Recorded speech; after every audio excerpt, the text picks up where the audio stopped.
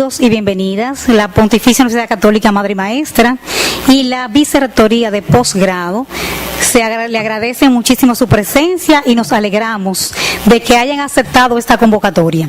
¿A qué? A que hablemos de un tema de mucho interés actual. Hablar de argumentación jurídica. Parecería que no hace falta que abogados, jueces, le estemos hablando de argumentación, porque de eso se trata nuestro quehacer todos los días. De alguna manera estamos diciendo cosas. Argumentar es hablar, persuadir, escribir, convencer, pero ¿realmente lo estamos haciendo bien o mal? Vale la pena interesarnos por saber decir lo que tenemos que decir. Hace un ratito, cuando veníamos caminando para acá, con el doctor Armando André, decíamos una frase de que el derecho no sirve de mucho si no se sabe argumentar. Y él la avaló. Parece que tal vez sea cierto. Entonces, ¿qué tanto sabemos nosotros del derecho y lo estamos utilizando adecuadamente? ¿Le estamos sacando el provecho de ese saber en lo que tenemos que lograr, en el objetivo que nos proponemos con nuestra tarea profesional de cada día? Para decirnos qué tan bien lo hacemos o no, y si es necesario especializarnos en esta área, hemos traído a un experto en el tema. ¿A quién? Pues al doctor Armando II André, el señor que está acá. Él, déjeme decirle que es doctor en Derecho, presidente de la Sala Civil y Comercial del Tribunal Superior de Justicia de la provincia de Córdoba, República de Argentina. Es miembro de número de la Academia Nacional de Derecho, es profesor titular de Filosofía del Derecho, director de la especialización de Derecho Judicial y de la Judicatura de la Universidad Católica de Córdoba, director de la Maestría de Bioética de la Universidad Nacional de Córdoba, de Ética Médica y Bioética, ensayista de temas de razonamiento y argumentación forense, ética judicial, justicia y política. Es autor de una decena de libros propios, entre ellos los siguientes: Deontología del Derecho, Abogacía y Abogados, Estado Actual de la Cuestión, Academia Nacional de Derecho y Seguridad Social de Córdoba, del año 2000. Ejercicio de la Abogacía y Deontología del Derecho, Teoría General de Argumentación Forense, un libro que me acaban de regalar, miren qué privilegio, con la autoría del profesor. También ha escrito sobre Derecho, Sociedad, Bioética, Derecho y Sociedad, Conflictos, Ciencia y Convivencia, Código de Ética Judicial del año 2004, también sobre la ley del 2008, entre otros méritos de nuestro distinguido visitante que viene desde la República de Argentina. Ustedes vinieron a escucharlo a él, no a mí, así con el aplauso de ustedes, Armando André.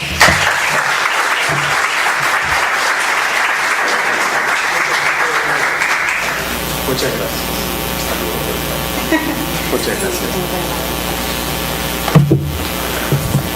Muy bien, muchísimas gracias.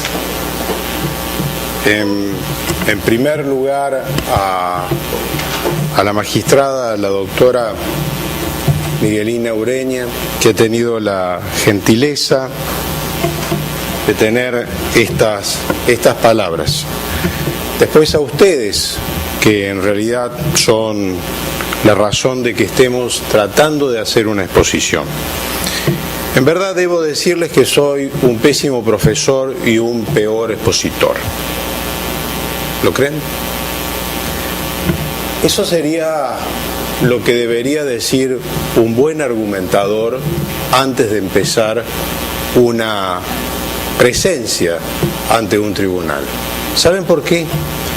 Porque en verdad aquellos que saben argumentar jamás van a poner el auditorio por sobre ellos mismos, porque es una forma de generar empatías y simpatías con el auditorio, porque la argumentación puede convertirse en una cuestión absolutamente tediosa si precisamente no se logran empatías básicas.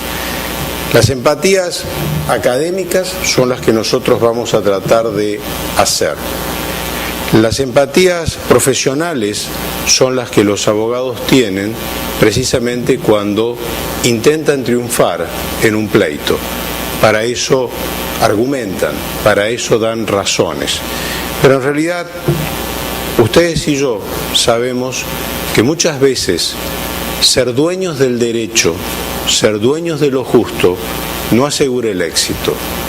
Lo justo en estas prácticas profesionales debe ser acompañada precisamente con la argumentación. Para mí es un verdadero privilegio estar en esta reconocidísima universidad, no solamente en República Dominicana, sino fuera de ella. Me siento muy honrado y agradezco públicamente a las autoridades la invitación cumplida.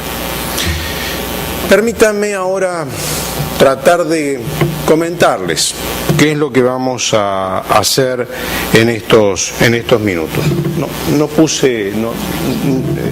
Trataremos primero de explicar brevísimamente y sin ingresar al fondo de las cuestiones, diríamos, haciendo solamente la superficie de las cosas, trataremos de explicar algo vinculado, generalmente esto no anda, algo vinculado con opiniones. ¿Cuál es el primer problema que nosotros tenemos? Los hombres frente a los desacuerdos en realidad los resuelven posiblemente por dos vías. Una es la vía violenta, la que indudablemente ninguno de nosotros admitimos. Y también hay otra vía racional. Dentro de esa vía racional, por la cual los hombres resuelven los problemas, tiene a su vez dos especies. Puede ser por un árbitro, por un tercero que decide ponerle fin a esa cuestión, puede ser por sorteo. Piensen ustedes en el antiguo derecho griego, en la Constitución de los Atenienses de Aristóteles, se dice que muchas cosas se resuelven por sorteo. O podría ser precisamente por lo que vamos a intentar comentar en esta tarde, por la argumentación. La argumentación es tan vieja como los pleitos, tan vieja como los pleitos. En el siglo IV antes de Cristo, cuando Aristóteles escribió el libro que les acabo de comentar, la Constitución de los Atenienses, que acaso no es algo de lectura corriente, pero bien vale para que los abogados y los jueces leamos cómo era ese antiguo derecho griego, aparece con toda claridad por qué la necesidad de la argumentación. Ustedes saben que los juicios por aquel tiempo tenían dos características. Primero, que los jueces no eran ni 1, ni 3, ni 7, ni 11, ni 20. Eran 100, 200 o 300. Esa era la magnitud de los jueces. Y por supuesto que tampoco había abogados. Obviamente que lo que había eran escuelas que ayudaban a las personas a defenderse.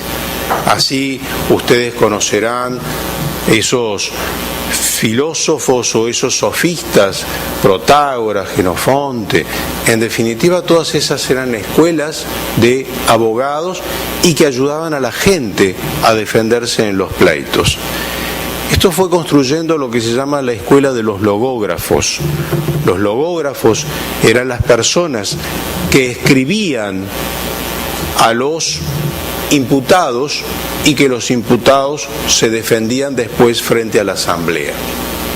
La asamblea, ¿cómo decidía frente a este discurso que tenía el imputado, que lo había aprendido, que lo había recitado, que lo había memorizado?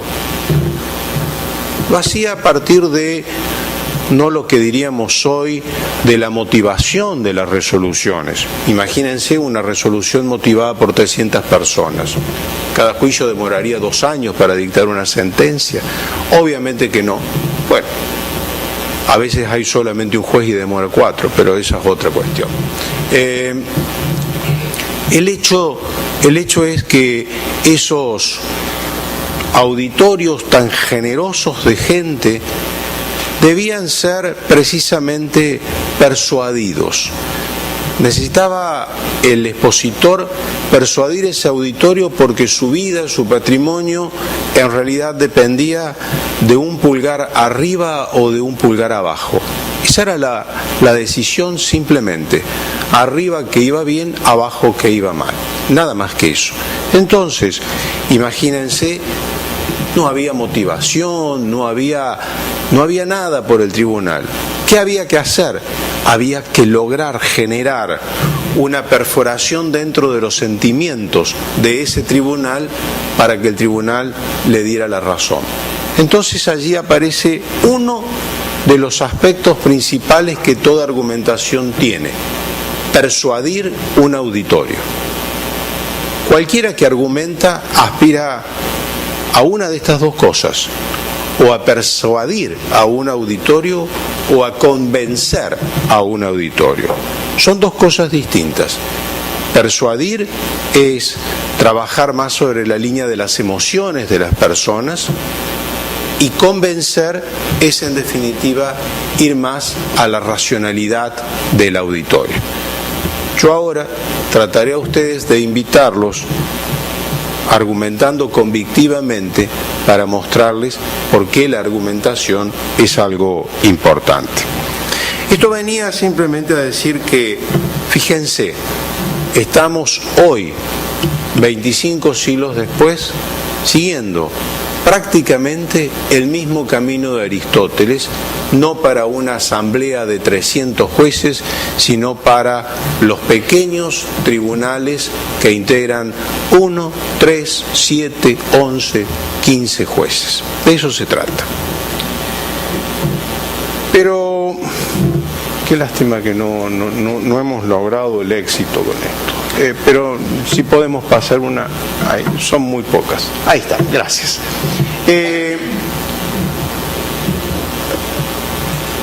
Podríamos decir que en realidad la argumentación surge como situación previa de estar en desacuerdo los individuos. Estar en desacuerdo, y voy a tratar de moverme con los conceptos técnicos de la teoría de la argumentación, estar en desacuerdo supone precisamente tener puntos de vista diferentes, puntos de vista que no son aceptados por los otros o que hay duda de aceptarlos por los demás.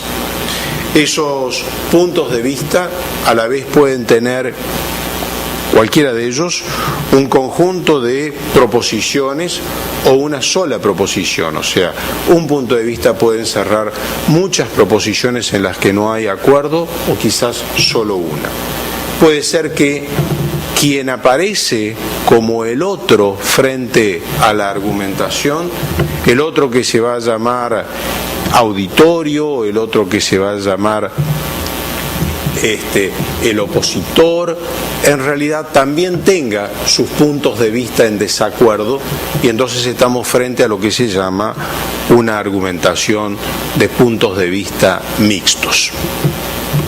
Hasta ahora, entonces, hemos reconocido una cuestión muy básica. La argumentación se da entonces en el ámbito de la discusión.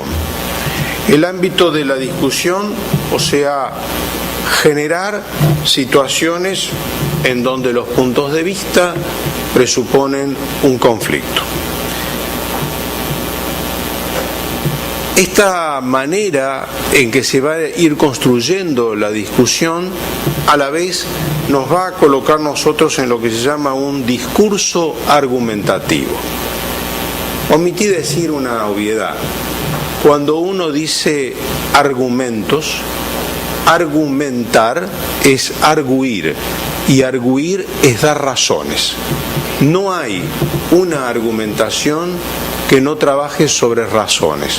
Por eso, cuando uno dice que argumenta sin razones, está cometiendo al menos alguna de estas tres cosas. Está cometiendo un sofisma, está cometiendo una falacia o está cometiendo un paralogismo. O sea, falacia, sofisma y paralogismo son tipos de argumentaciones viciosas. Son viciosas porque precisamente lo que no hay en ella son argumentos, son razones. Lo que hay es un discurso retórico altamente persuasivo. Ahora quería también, para que ustedes simplemente tengan idea del problema general de la argumentación, que el proceso retórico en donde la argumentación tiene una parte importante, pero el proceso retórico no es solo la argumentación, tiene 5 partes: la inventiva, la elocución, la memorización, el pronunciamiento o la pronunciación. Sé que he dicho 4, ya les digo la orden. La inventiva, vieron, uno se va olvidando de las cosas. La inventiva es justamente donde está el núcleo de la argumentación. Es decir, ¿quién puede tener frente a una determinada discusión de puntos de vista mayor cantidad de argumentos? Simplemente aquel que tiene una mayor inventiva. La inventiva es justamente cuánto es la formación que usted tiene, cuánto es lo que usted sabe en realidad de las cosas, cuánto es lo que usted sabe de derecho, de arte, de literatura, de historia, de sociología, de psicología. Esa es todo ese arsenal que un abogado, que un juez habrá de utilizar para dar argumentos.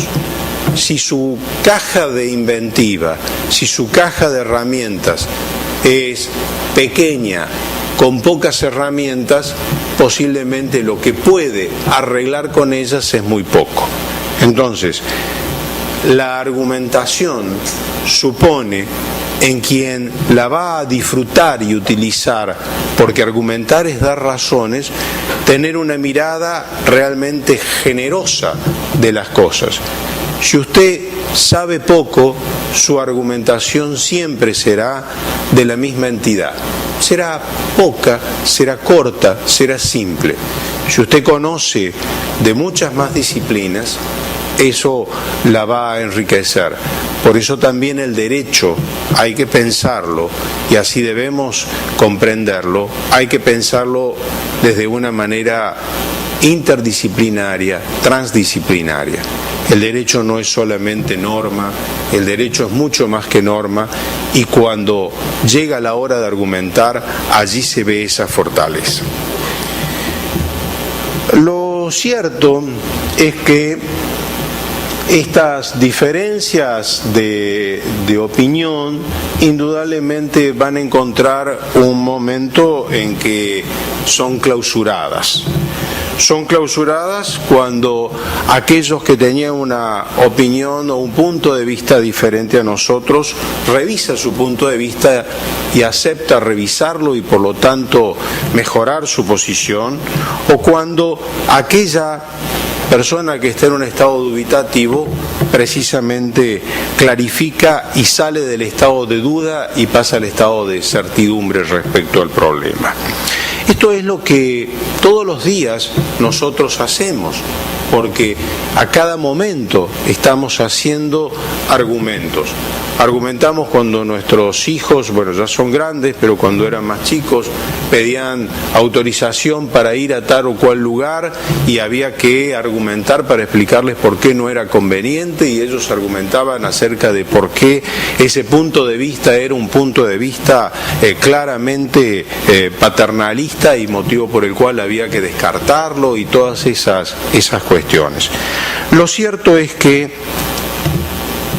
se resuelve un punto de vista, se resuelve en el sentido pleno y se agota cuando precisamente a partir de ese espacio de argumental se ha llegado a la conclusión. Entonces, hay muchas situaciones donde creemos que hemos colmado el punto de vista y en realidad lo único que hemos dejado es un planteamiento, o sea, acuerdos provisorios. Permanentemente estamos haciendo acuerdos provisorios sobre cosas, por eso muchas veces hay una permanente reiteración porque no se resuelven las cuestiones o los puntos de vista como corresponde y lo único que vamos dejando son precariamente acuerdos, precarios acuerdos, por favor. La discusión argumentativa, que es el camino para llegar a la resolución de los problemas, presupone, decíamos, un conjunto de participantes en la discusión argumentativa. Primero tiene que haber los puntos de vista divergentes y luego quiénes son estos actores o estos participantes. Primero está el protagonista que se supone que es aquel que coloca sobre la consideración un punto de vista. Este es quien intenta convencer, no persuadir, porque en realidad convencer es la matriz argumentativa. Persuadir siempre está más en el límite con la argumentación viciosa, tal como lo vamos a ver más adelante. El antagonista es el otro. El antagonista es con quien en realidad uno mantiene o quien mantiene las dudas o las objeciones. También se puede utilizar otra categoría, se habla también de rétor. El rétor es el que hace el proceso de defender un punto de vista y el auditorio, aquellos que van a disentir o admitir el punto de vista.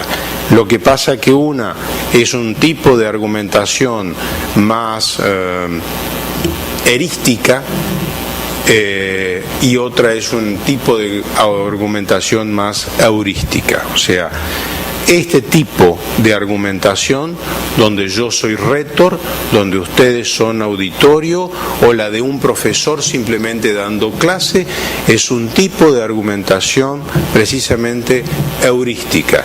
En cambio, la argumentación que tienen un abogado o la argumentación que tiene un tribunal frente a un abogado es un tipo de argumentación erística, porque en realidad lo que hay es un supuesto de confrontación, o sea, heurística porque hay una bondad pedagógica pretendida y erística porque hay una situación agonal de inicio que separa a estos protagonistas.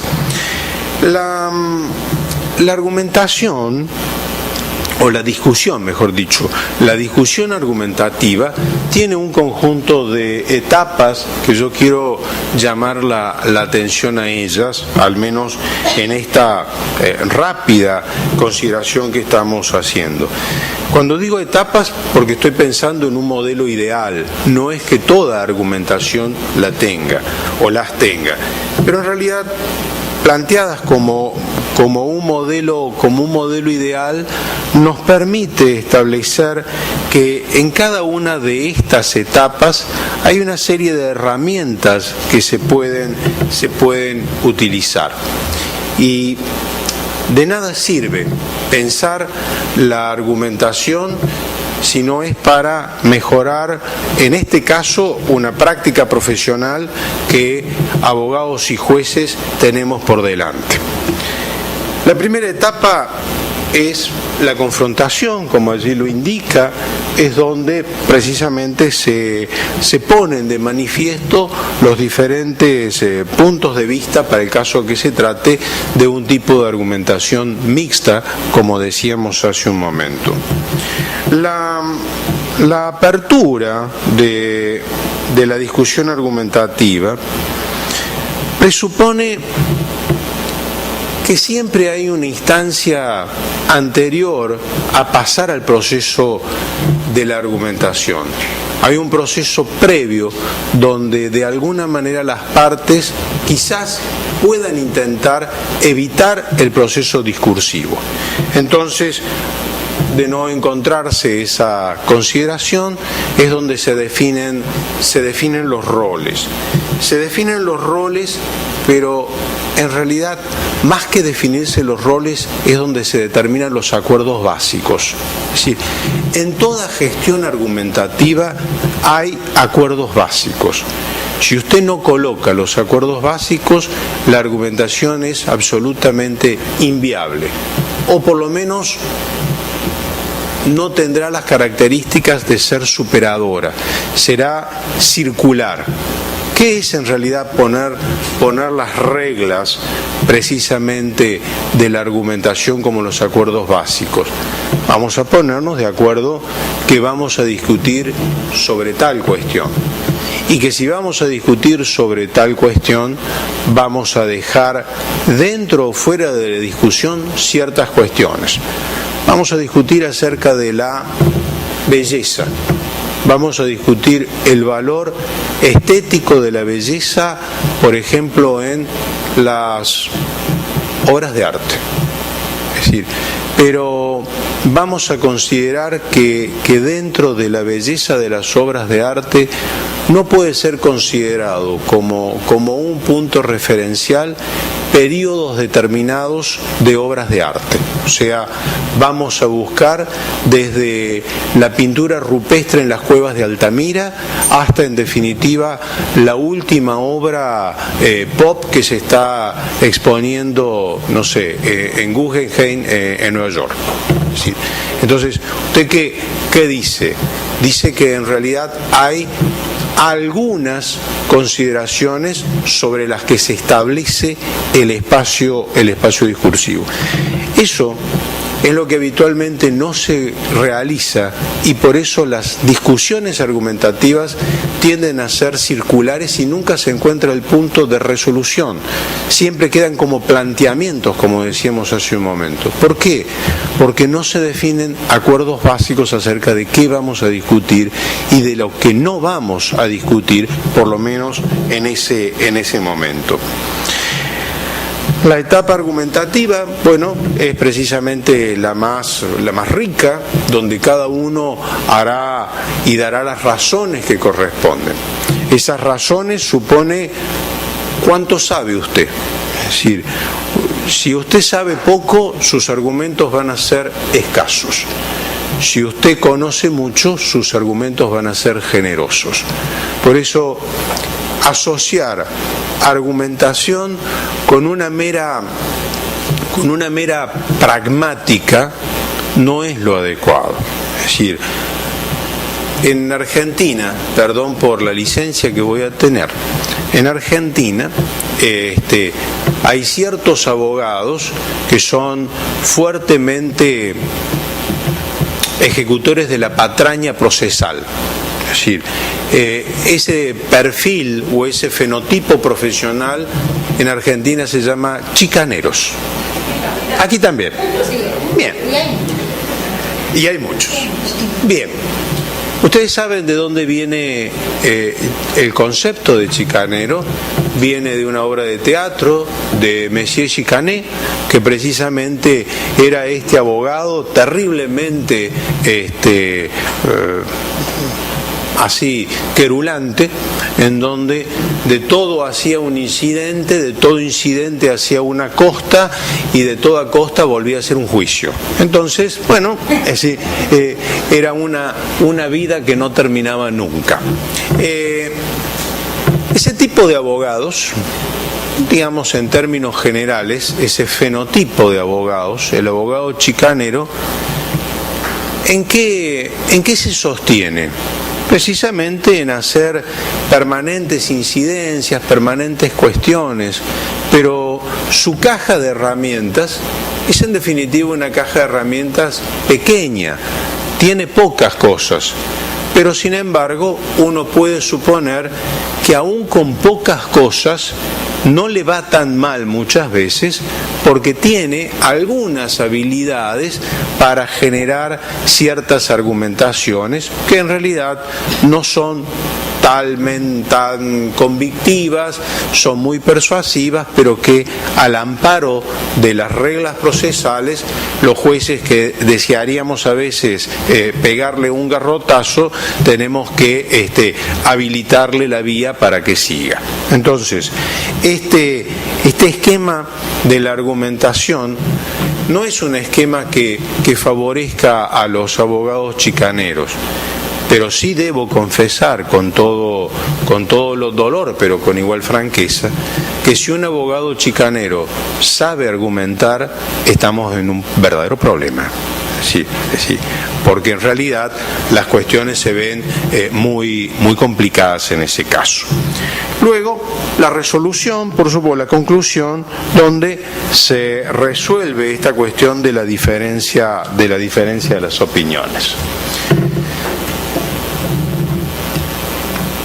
Pero la discusión argumentativa tiene muchas dificultades. Una de las dificultades, y que son las que corresponden propiamente al lenguaje natural, son que siempre hay cuestiones que están implícitas. ¿Sí? Nosotros cuando hablamos habitualmente estamos permanentemente referenciando con lenguajes implícitos. ¿Por qué se formulan los lenguajes implícitos? En realidad es posible que se utilice el lenguaje implícito por cuestiones vinculadas con delicadeza, con respeto, con cuidado, porque suponemos que es suficientemente inteligente para darse cuenta. Entonces, piensen lo desagradable que sería preguntarle a una persona que ha sido herida con una arma blanca, preguntarle, ¿y le dolió mucho cuando le iba aplicando la cuarta puñalada? Es decir, no, si a nadie se le ocurre preguntar eso. ¿Por qué? Porque hay un cierto lenguaje implícito en todas las cuestiones. Esos lenguajes implícitos son asumidos a veces por el propio entorno y por el propio contexto, que es lo que se llama la pragmática. O sea, lo pragmático, lo que está en el contexto, le da razón precisamente a los lenguajes implícitos, a esos elementos no expresados en el discurso, pero que indudablemente por no expresados no es que no deban ser respondidos o discutidos. Es lo que nosotros en la vida profesional conocemos de prestar consentimiento o no impugnar o no cuestionar una determinada cosa. Por eso, dentro de algo que está muy lejos de la exposición de hoy, de lo que se llama un tipo de argumentación, que se llama argumentación de emboscada. Es decir, hay un tipo práctico de argumentación que generalmente es la que utilizan los chicaneros, tratemos de no comentárselo. Es decir, los abogados chicaneros utilizan una argumentación de emboscada que supone hacer como una gran cantidad de desarrollos de conceptos, de ideas, de tesis, de elucubraciones totalmente descabelladas, cosas absolutamente locas, sin sentido, y que uno se fastidia, se cansa y empieza a pasar más rápido, primero 2 renglones, después 4, después medio renglón, media página, después página, porque va leyendo cruzado y lee todas esas cosas. Salvo que en definitiva la argumentación de emboscada, está en que dos líneas perdidas, allí entre medio de todo ese discurso farragoso, borroso, indudablemente está dejando abierta la vía para que o la contraparte abogada o usted juez no lo perciba y entonces genera habilitado una vía para la acción recursiva que corresponde, o simplemente para decir, como no fue impugnado por la contraria, es que ha consentido determinado acto. Hay que tener cuidado con la argumentación de emboscada, o sea, es técnicamente una argumentación utilizable y de hecho hay que conocerlo. ¿Ustedes imaginan un testigo que sea sometido a 450 preguntas? Es decir, una cosa de locos. Ahora, esa cantidad de preguntas, ¿qué encierran? ¿Encierran una búsqueda de lograr una verdad real respecto a un determinado hecho o simplemente esperan tratar de ver cuándo se hace una emboscada a ese testigo? Cuando terminemos esta reunión, alguien recuerde, por ejemplo, de qué color era la corbata que tenía. Si yo no se los digo, que ahora van a recordar que es roja, posiblemente nadie se acuerde qué color es la corbata que tengo. ¿Por qué? Porque en realidad los testigos trabajamos siempre sobre otros supuestos. Imagínense 450 preguntas para recordar si era roja con cuadritos, roja con no sé qué, es roja, sí. Bien, las reglas de la comunicación. Las reglas de la comunicación suponen dos cosas importantes. Primero, que toda la argumentación aspira a un resultado. El resultado es que ambas partes contribuyan precisamente al diálogo. Contribuir al diálogo es el objetivo de toda argumentación. Si la argumentación es dar argumentos, si argumentos es dar razones, el diálogo, precisamente diálogo es a través del logos o mediante el logos, diálogo. O sea, precisamente dar argumentos es para ir, diríamos, como atravesados con la razón, encaminados con la razón para ese determinado resultado. Estas reglas de la comunicación suponen una gestión comunitaria. Una gestión comunitaria porque el principio de comunicación supone esfuerzo, decíamos, de ambas partes. Esas reglas que están ahí son reglas que en verdad son desde el ámbito de la comunicación. O sea, las teorías comunicacionales fundamentalmente tienen un auge a partir de los años 50 en adelante. La argumentación, precisamente para tomar un poco de actualidad, va a utilizar esas reglas que no existían en el proceso retórico histórico que les decía, la inventiva, la disposición, la elocución, la memorización y la pronunciación. Ahí están las 5, ahora me acordé. Esas 5 partes del proceso retórico no tenía estas reglas de la comunicación. Las reglas de la comunicación son puntos que se van agregando modernamente para hacer más asequible a los auditorios modernos las cuestiones de la argumentación.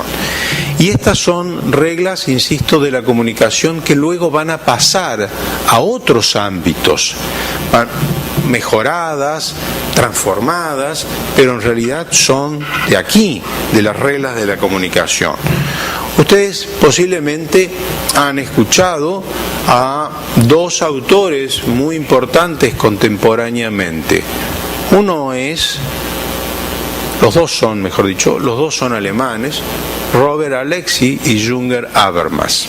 Es decir, ambos autores precisamente trabajan sobre esta base, sobre las reglas de la comunicación, con la diferencia que precisamente Habermas trabaja transformando las reglas de la comunicación, llevándolas a todo el razonamiento práctico. Y Robert Alexy precisamente las vuelve a acotar a este razonamiento judicial como parte del razonamiento práctico. En este salpicado poco metodológico que estoy haciendo, pero a los efectos de tratar de ayudar a una mirada ensanchada de los temas, tienen ustedes que advertir que el derecho, como parte de un tipo de razonamiento, de un razonamiento práctico, no de un razonamiento especulativo, debería necesariamente profundizar todos estos estudios de la argumentación. ¿Por qué? Porque nuestro razonamiento jurídico, al igual que los razonamientos morales, son razonamientos que están construidos por premisas que tienen una característica que es esencial. La característica de las premisas del razonamiento práctico y del razonamiento moral es que son premisas dialécticas. Las premisas dialécticas son premisas abiertas, premisas que son probables, premisas que son derrotables. Y entonces, si nosotros nos movemos en un conjunto discursivo de premisas derrotables, deberemos esforzarnos para darle toda la cantidad de fortalezas a la premisa para que no sean justamente derrotables. Allí entonces se produce dentro de esto de la comunicación, pero llevado al ámbito jurídico en sentido propio, se habla de el proceso endoxal. El proceso endoxal es justamente ese esfuerzo que abogados, que jueces van haciendo mediante su discurso para que la premisa, que es una premisa débil, se convierta en una premisa fuerte. Piensen ustedes cualquier pleito que comienza, el pleito más simple, de un accidente de tránsito de dos vehículos. En realidad, quien demanda porque ha sido embestido, porque demanda por un determinado resarcimiento por daño material, por otro de daño moral, por lucro cesante y por cuantas cosas más. En realidad, ¿qué es lo que va a hacer el buen abogado? Va a tratar de ir construyendo con las pruebas a que eso que dijo que había ocurrido, eso que verosímilmente pudo ocurrir, o pudo que no ocurra, pudo ser que no ocurriera, eso que verosímilmente dijo es una premisa débil, una premisa problemática, discutible, derrotable, y entonces con su argumentación, con ese proceso endoxal, lo va o la va a transformar en una premisa fuerte, una premisa que se va a terminar acercando al momento en que el juez dicte sentencia, se va a terminar acercando a lo que es una premisa demostrativa. Las premisas que no son dialécticas son premisas demostrativas. Las premisas demostrativas son premisas necesarias, son premisas verdaderas, necesarias y verdaderas. Es necesario o es verdadero que indudablemente la Luna siga teniendo un giro de 24 horas sobre la Tierra para que nosotros tengamos luz o tengamos noche. Eso es necesario. Se podría argumentar bajo el discurso bajo el discurso práctico eso? Parecería que no. Solo hoy el mundo de lo demostrativo y lo necesario parece que es más asequible a nosotros y que legos al fin de cuentas nos intentan explicar qué son los agujeros negros cuando en definitiva se hace divulgación científica. Cuando se hace divulgación científica, se está incorporando a un mundo de premisas demostrativas y necesarias una argumentación práctica con criterios que aparecen más probables. Pero en realidad son dos caminos distintos. La ciencia no tiene que argumentar, la ciencia demuestra, la ciencia prueba. Y una teoría es simplemente probada, no es argumentable una teoría. Es decir, la teoría en definitiva de la relatividad no hace falta ninguna discursividad, simplemente con poner un objeto que es atraído y cae, la teoría de la relatividad existe. Simplemente cuando yo suspenda en el espacio un objeto y no caiga, es que indudablemente habrá otra teoría que lo explique. Simplemente otra teoría. Así funciona el mundo de los paradigmas de Thomas Kuhn, que supone que simplemente una teoría supera a otra teoría cuando está suficientemente demostrada como tal. Esto, volviendo entonces, hace pensar que son reglas de la comunicación que después los juristas las van a utilizar mucho y entonces Robert Alexy va a escribir su teoría de la argumentación, las reglas de la argumentación jurídica, y va a escribir 40 reglas de la argumentación. Y Jünger Habermas va a escribir acerca de el razonamiento práctico en la teoría de la acción comunicativa. Son libros indudablemente de gran presencia en nuestro tiempo. ¿Cuáles son las reglas para pasar a la segunda parte de nuestra exposición? La claridad. La claridad, ser claro, supone un esfuerzo mayúsculo a veces para los abogados. Quien no es claro, en realidad lo que tiene es una opacidad o una oscuridad. Y la gente entiende mejor aquello que es claro porque resulta fácil. Entonces, me parece que este es un dato esencial. Lo podríamos desarrollar con más detalle. ¿Qué significa escribir claro? Escribir claro es tener la idea clara. Nadie escribe claro cuando no piensa claro. ¿Sí? Pensar bien es escribir bien. ¿Cuántas veces los abogados, cuántas veces los jueces queremos rápidamente terminar una resolución y en definitiva cuando la leemos nos damos cuenta que hay algo que está mal?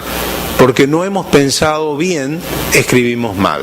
Entonces, esto de la regla de la claridad hace más fácil a la comprensión del otro.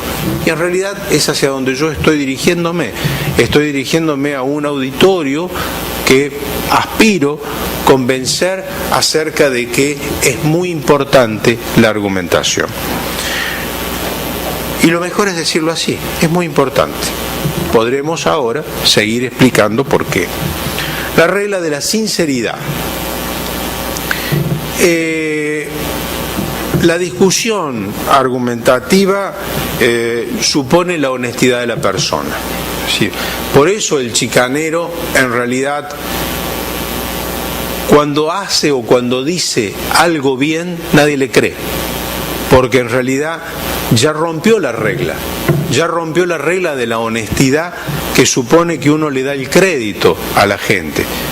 Si todos los días nuestro hijo nos dice que quiere ir a tal lugar y resulta que se va a otro, aquel día que decidió ir al lugar, yo voy a decir, no, ya no te creo más. Es decir, porque indudablemente la honestidad, la mendacidad no está considerado como una estrategia dentro de la vida comunicacional. Esto no quiere decir que no reconozcamos que la gente obviamente miente, pero hay que reconocer que es un déficit, no una fortaleza, como a veces puede ocurrir. La regla de la eficiencia. La regla de la eficiencia no es que se vendan más hamburguesas en un negocio. La regla de la eficiencia es precisamente de que no debemos ser redundantes con la argumentación. Es decir, redundante es decir lo que corresponde. Es decir, no hablar de menos, por supuesto, pero tampoco hacerlo de más. Hay sujetos que creen que llenar tiempos, llenar espacios con argumentos mejora la argumentación. Y en realidad muchas veces eso lo que hace es poner turbio algo que claramente fue comprendido de un primer momento y ha sido preciso, no redundante. Y luego la regla de la relevancia. La relevancia es lo que diríamos nosotros, asegurar una conexión, una correspondencia entre los argumentos que se han dicho con los que se están diciendo y seguramente con los que se habrán de decir. Conexión, coherencia, correspondencia, eso que nosotros entendemos en la vida profesional tan claramente. Si acaso todas esas cuestiones las podemos entender, podríamos advertir las cuestiones a las que nos vamos a referir. No quiero abusar sobre todos esos temas y vamos a hacer un salto para ir a otro tema. Otro más, hasta uno más atrás. Ahí. Todo lo que hemos pasado es lo que seguramente, si yo fuera un buen argumentante, debería haber dicho para que ustedes puedan comprender lo que vamos a intentar ahora explicar. ¿Qué es lo que hemos pasado allí tan rápidamente? Hemos pasado al menos una explicación básica. Una explicación básica que dice que así como hay una argumentación buena, verdadera, hay una argumentación que es viciosa, que esa argumentación viciosa está trabajada fundamentalmente sobre estos núcleos que se llaman falacias, sofismas y paralogismos. Para no entrar en mayor detalle, simplemente digamos que a veces nosotros creemos construir adecuadamente un silogismo y en realidad construimos mal un silogismo, pero creemos que lo hemos hecho bien. Cuando yo construyo mal un silogismo, la conclusión que obtengo es una conclusión indebida, inadecuada. Eso es entonces un tipo de argumentación viciosa, podríamos decir, por falta de formación técnica en el argumentante. Usted creyó que hacía bien un silogismo e hizo mal un silogismo. Eso se llama precisamente paralogismo. Y el paralogismo denota un defecto en la argumentación porque es viciosa, porque ha cometido algún tipo de violación a las reglas lógicas de la construcción, por ejemplo, del silogismo. Pero no es lo común que ocurra ese tipo de violación. Lo común que ocurra es fundamentalmente el uso de ciertas falacias. El uso de ciertas falacias son aquellas situaciones en donde deliberadamente el argumentante introduce algún tipo de premisa falsa con la intención deliberada de llevar al error al auditorio. Y precisamente el uso de esas premisas falsas que llevan al error al auditorio están a la vez fuertemente implicadas con algún tipo de connotación psicológica dentro del auditorio.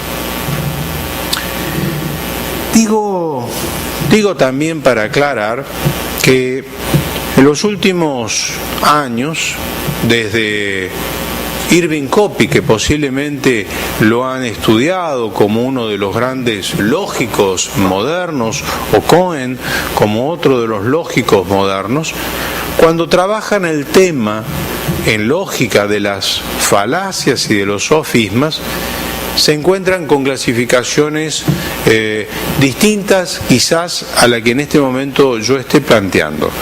Y después ustedes habrán de encontrar que no es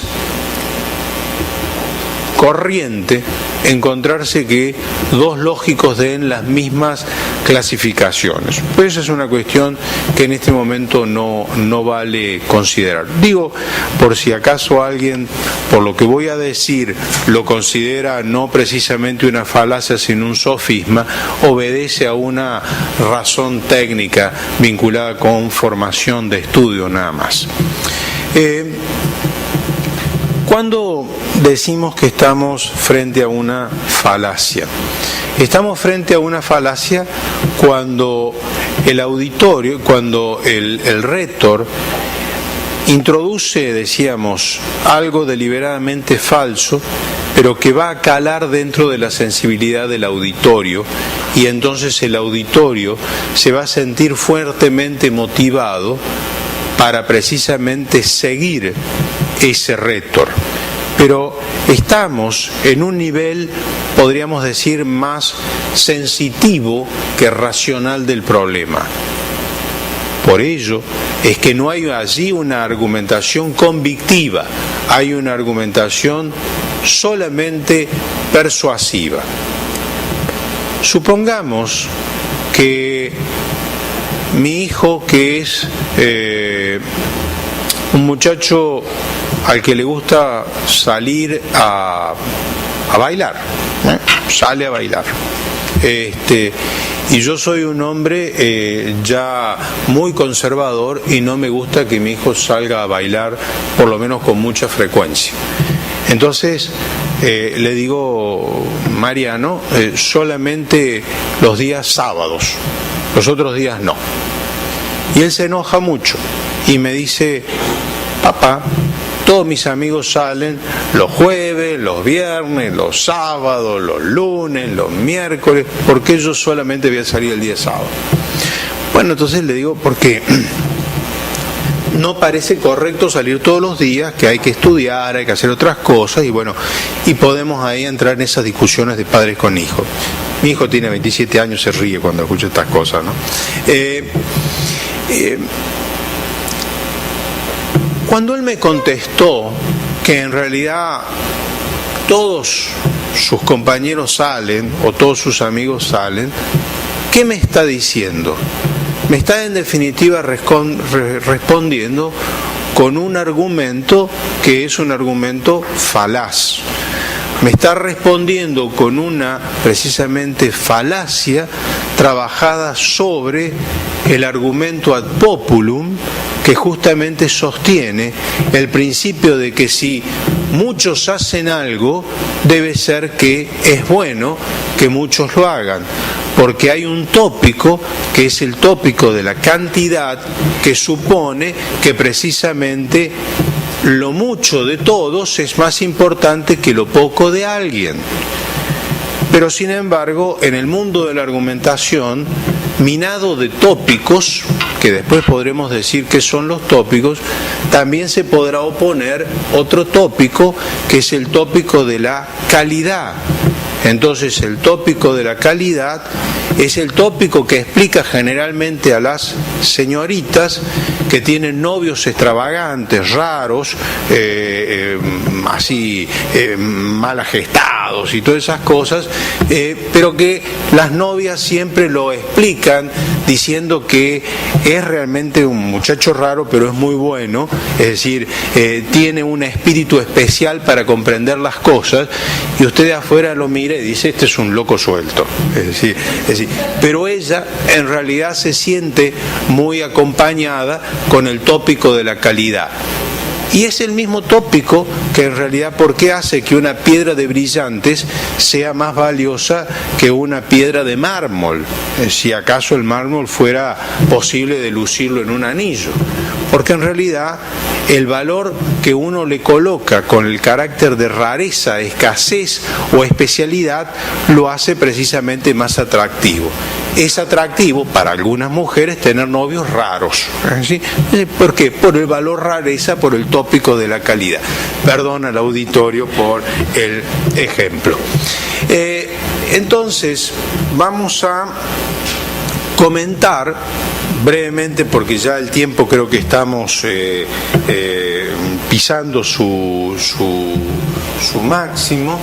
Vamos a tratar de comentar algunas precisamente reglas de frenaje a la argumentación viciosa. Hay 10 reglas.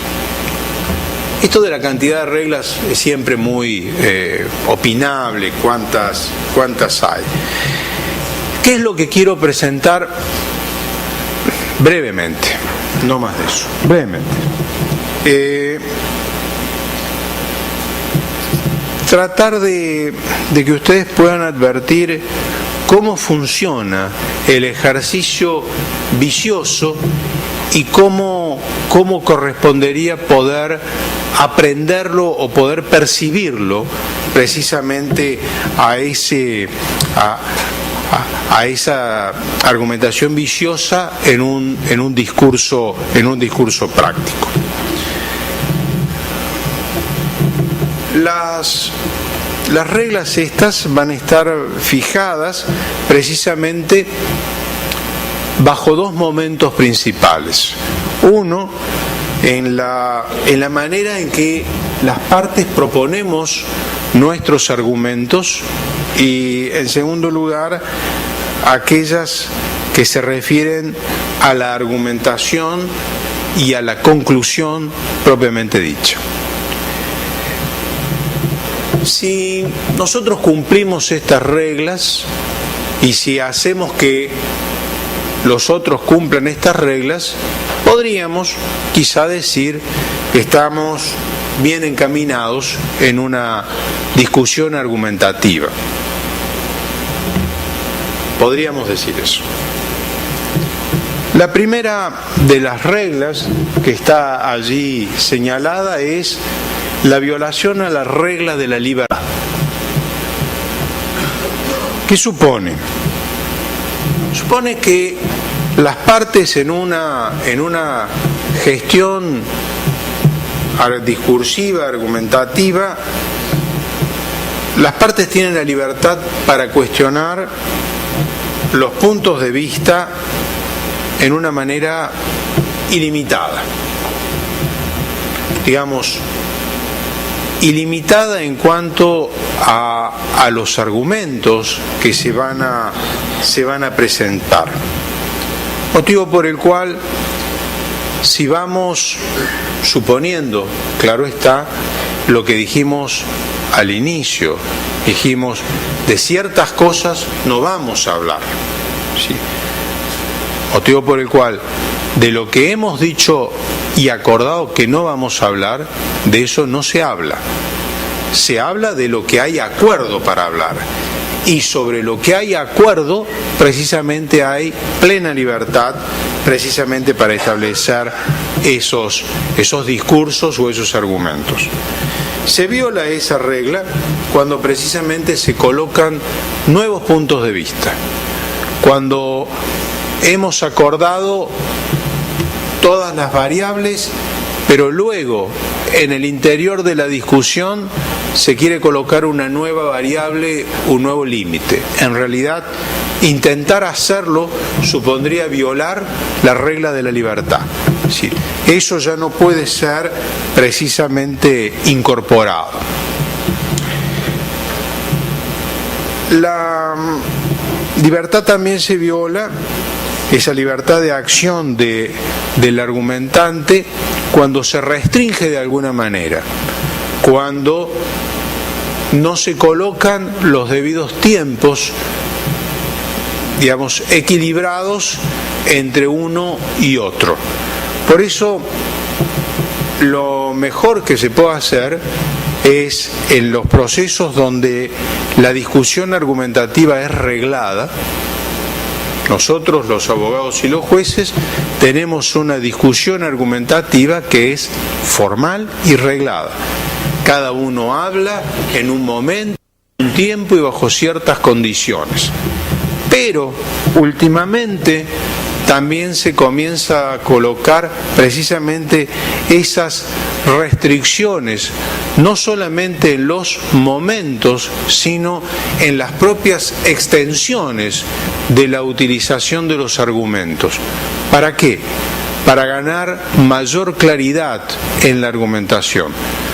Cuando usted tiene que argumentar acerca de un recurso extraordinario en Argentina, el recurso extraordinario ante la Corte Suprema de Justicia no puede tener más de 30 páginas y cada página no puede tener más de 22 renglones.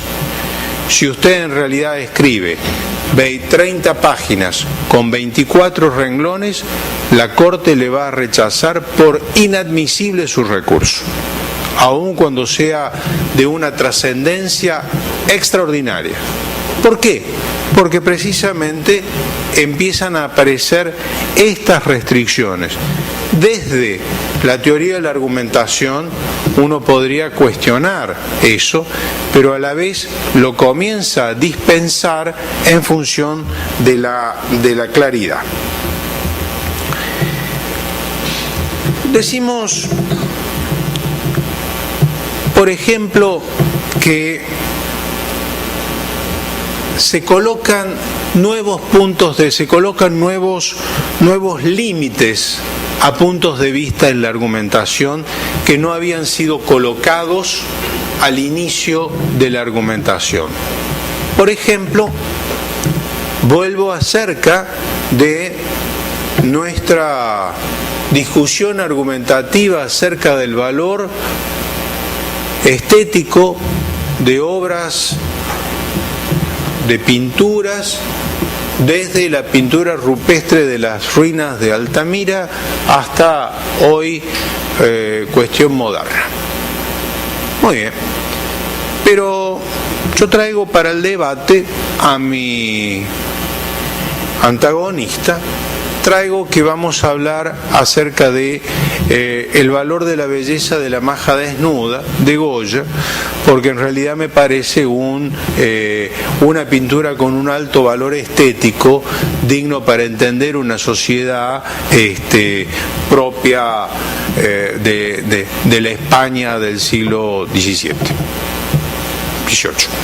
Entonces me dice mi antagonista que en realidad me equivoco, porque los temas vinculados con sexo son en definitiva temas tabúes, y por alguna razón en la historia de la pintura durante mucho tiempo los cuerpos desnudos eran tapados en sus partes pudendas precisamente porque son tabú. Pero eso no lo acordamos que íbamos a hablar de toda la pintura, de todo el tiempo, salvo aquello que expresamente dejamos de lado. O sea, introducir precisamente cuestiones vinculadas con los tabú, con dogmas, con cuestiones teológicas que se pueden introducir en medio de la argumentación cuando no han sido puestos fuera del debate, es violar la regla de la libertad dentro de la argumentación. Pero también decimos que se puede hacer una cosa que no es limitar, poner los límites, sino restringir. O sea, podemos nosotros ponerlo a nuestro auditorio, a nuestro antagonista, en una situación de cierta restricción.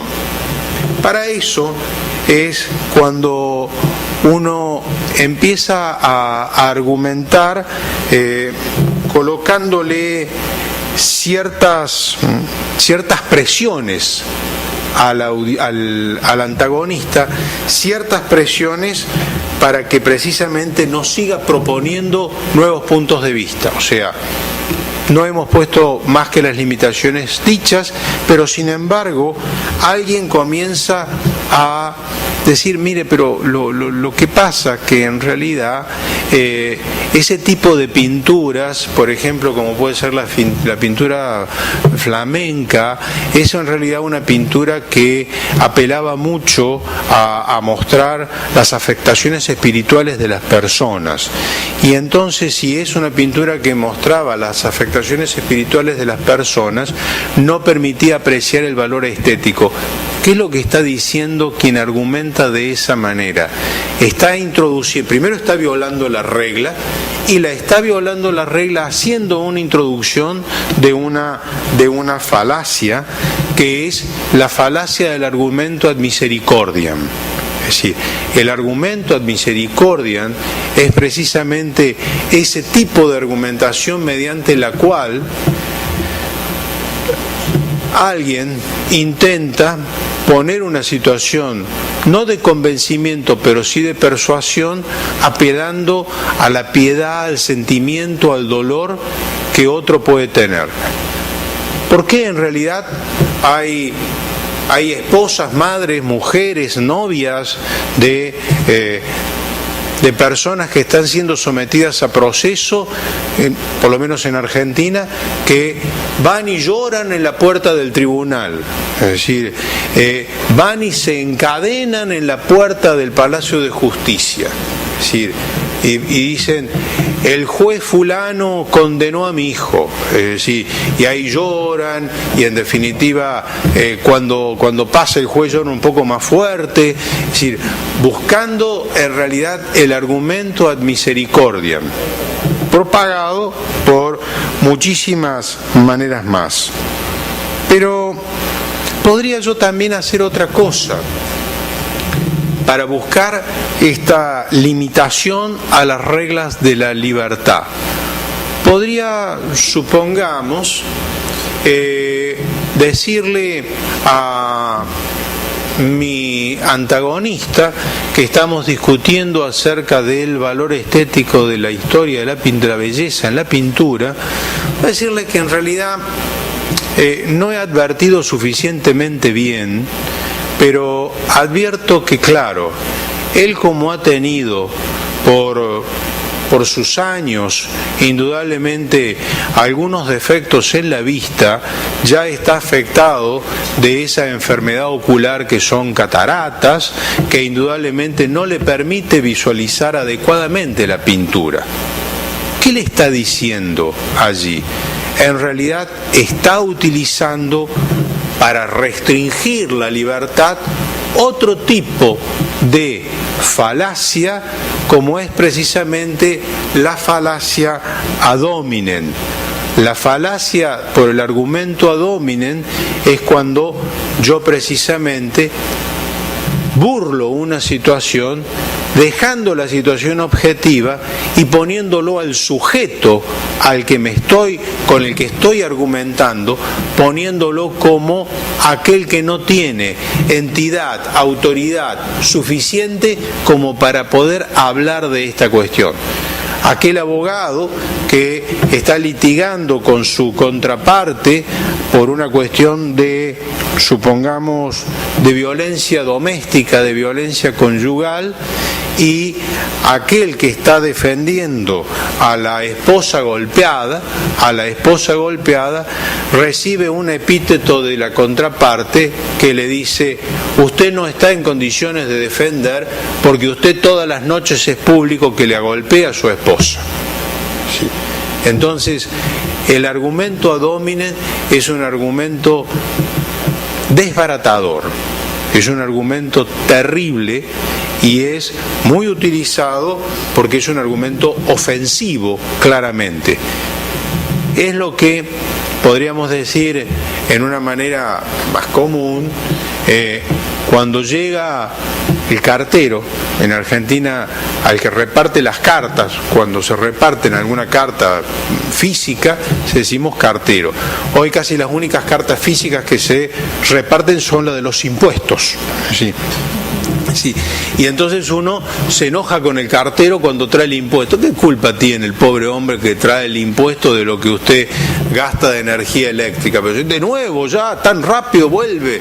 Es decir, y vas a saber qué cosa. El argumento ad hominem. ¿Cuánto nos queda en tiempo? Bien, bien. Regla de la libertad. Podemos pasar la próxima. La segunda regla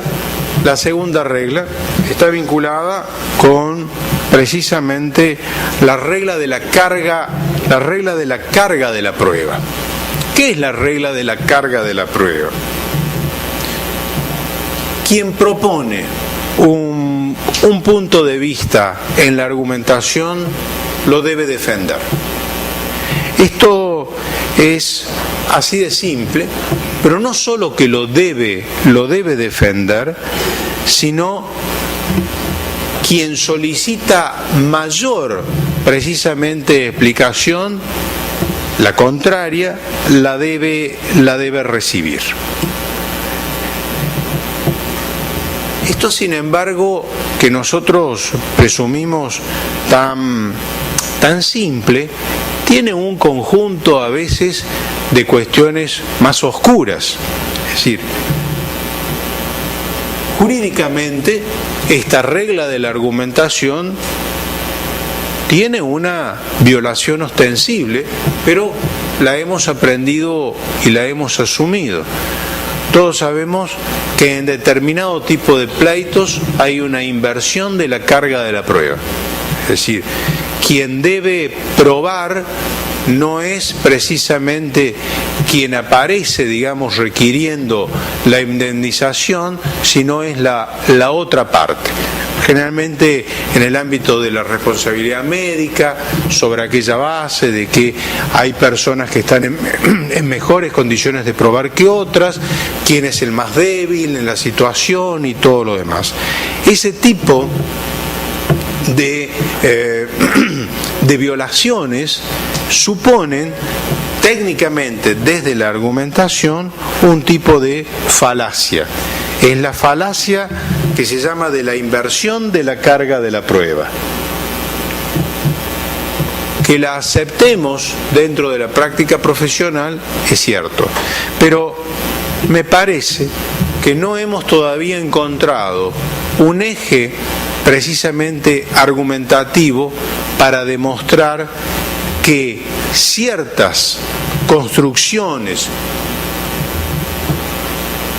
hominis, porque son presunciones hominis que fueron haciéndose y que luego lograron consolidarse en esas prácticas de la inversión de la carga de la prueba, en algunos casos no han sido suficientemente tamizadas por una teoría de la argumentación.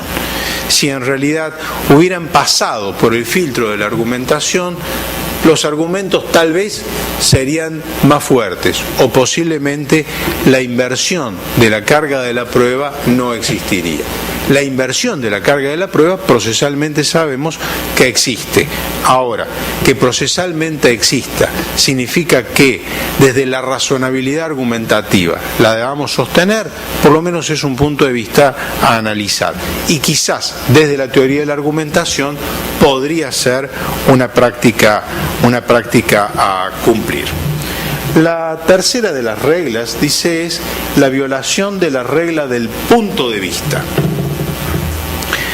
¿Qué significa esto?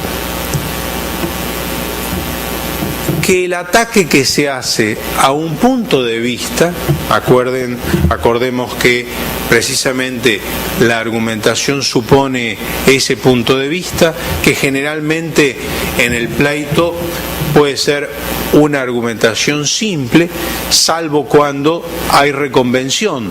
Cuando hay reconvención, lo que tenemos es, desde la teoría de la argumentación, una argumentación mixta, porque no solamente hay una oposición a un punto de vista, sino un nuevo punto de vista que se opone a la contraria. Aquí decimos que el ataque que se hace a un punto de vista debe referirse efectivamente al que ha sido presentado y no a otro distinto. Esto presupone de que la atribución al oponente que se hace de un punto de vista puede ser ficticio. Y cuando es ficticio está claro de que es falso. Es decir, yo genero que mi contraparte o el argumentante ha dicho lo que en realidad no ha dicho, o distorsiono lo que realmente ha dicho. Estas situaciones son precisamente las que en la práctica judicial pueden ocurrir a partir de ciertos acuerdos generados en la argumentación esta del desorden o de la emboscada. Tanto generar argumentos ficticios como hacer esta distorsión de los argumentos reales presupone el cumplimiento de una falacia que es en definitiva la falacia del espantapájaros. La falacia del espantapájaros porque presupone generar situaciones como diríamos de hombres de paja. Los hombres de paja son precisamente aquellos que aparecen testaferros de alguien y por eso la falacia es la falacia del espantapájaros.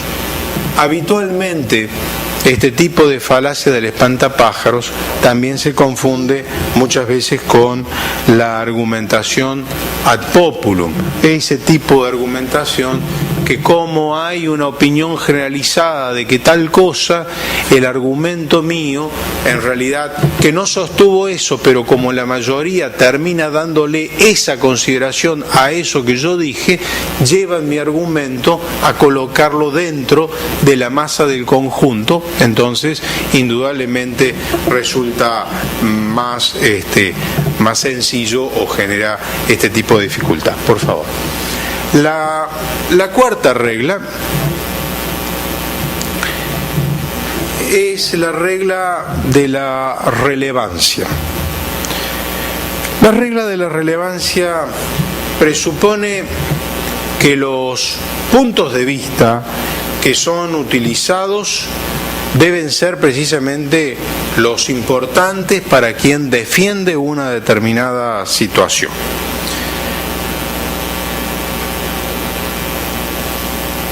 Cualquier argumentación tiene al menos dos tipos, o debería en principio tener dos tipos de argumentos: argumentos fuertes y argumentos débiles. Cuando les comentaba las 5 partes del proceso retórico, que les decía la inventiva, les decía también esta cuestión de la inventiva, la elocución, la disposición, la memorización y el pronunciamiento. La disposición es en realidad cómo el argumentante dispone los argumentos en una argumentación. Usted, abogado, usted, juez, no siempre tiene solo argumentos buenos. Puede tener argumentos buenos y fuertes. Tiene justamente el testigo que estaba viendo el accidente, pero también tiene otras cuestiones. ¿Tiene acaso un sujeto que acompañaba como acompañante del vehículo que es embestido? Entonces es un argumento débil, porque en realidad este que acompañaba al vehículo que fue embestido es amigo del conductor, quien está tratando de resarcirse por el daño que le han causado, y uno puede suponer que hay algún tipo de interés particular. Entonces es un argumento débil frente a ese otro argumento del testigo que estaba allí esperando un taxi o un autobús, que es un argumento fuerte, para decirlo. Entonces, muchas veces, cuando uno tiene que ver la manera en presentar los argumentos, y allí está lo de la disposición, puede utilizar al menos 3 estrategias. Y esto los abogados posiblemente lo conocen intuitivamente, es dónde usted o cómo usted coloca los argumentos para tener un mayor resultado. Dependerá de varias cosas cómo ordena los argumentos. Dependerá si está en una audiencia oral o en una presentación escrita. Dependerá, en definitiva, si su auditorio es de jueces activos o de jueces poco activos y por lo tanto pasivos. Dependerá si usted presupone que va a tener mucho tiempo para argumentar o va a tener poco tiempo para argumentar. Si usted tiene mucho tiempo para argumentar, será muy importante que usted empiece por los argumentos más débiles, para que cuando esté terminando su argumentación estén los argumentos más fuertes. Supongamos es una cuestión compleja, es una defraudación bancaria que usted tiene que empezar explicando cómo es el proceso hoy de negociación internacional, cómo se triangula el dinero con una sociedad offshore en Panamá y cómo en definitiva el dinero de allí pasa a las Islas Seychelles, y de cómo luego de las Islas Seychelles terminan en un banco suizo, y de un banco suizo una sociedad de aquí está retirando el dinero a nombre de 4 personas que tienen domicilio en Luxemburgo. ¿Qué cosa? Es decir, ahora, todo eso supone precisamente una argumentación larga, densa, tiene para mucho, porque los jueces posiblemente no saben mucho de estas cuestiones. Eso presupone que usted empiece con los argumentos débiles y cuando esté al final de la argumentación tenga los argumentos fuertes, porque esos van a ser los argumentos que en realidad van a quedar con mayor inmediatez en la memoria del auditorio. El auditorio, que en ese caso es el juez. Si por el contrario usted tiene una argumentación de una situación trágica, usted tiene en definitiva una situación clara, evidente, que no hace falta mucha comprensión. Su cliente iba por la calle acompañado con su amigo, con su amiga, y de pronto alguien rápidamente aparece desde detrás de una pared, le pide un poco de dinero que tenga en el bolsillo y sin más le puso 4 puñaladas. Es decir, usted en realidad, ¿cuál va a ser su argumento? Su argumento va a decir: mi cliente, hoy muerto, un pobre infeliz que iba caminando por la calle, se encontró con un asesino que sacó por unas monedas un arma y lo mató cruelmente. Hoy hay una esposa que llora, un hijo que no tiene padre, y esperamos que tengamos una justicia que le dé respuesta. Se acabó. Sí. Entonces, ¿qué supone? Que usted pondera los tiempos, sus argumentos. Tenía argumentos débiles, y sí, ¿qué podía poner como argumento débil? Podía decir que el fulano iba caminando, que había salido de tal lugar, que se iba a encontrar con tal persona, pero en realidad eso, a ese tipo de cuestiones, no es la cuestión de la centralidad. Usted tiene que generar un espacio donde quede refulgente una situación fuerte. Entonces, la disposición de los argumentos es precisamente la segunda parte de la teoría del proceso retórico, que dice, a ver, usted tiene los argumentos, dígame cómo los va a acomodar en este tablero de ajedrez a los argumentos, después diremos cómo los va a decir.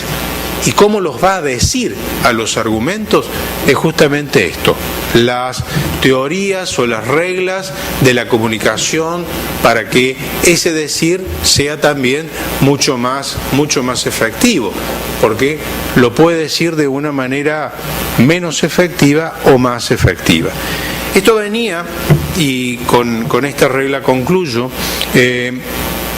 venía precisamente para señalar como hay una falacia, que es una falacia muy corriente, que es la falacia de ignorantio elenchi. Ignorantio elenchi es la falacia donde precisamente se argumenta de aquellas cuestiones que no son las importantes. ¿Sí?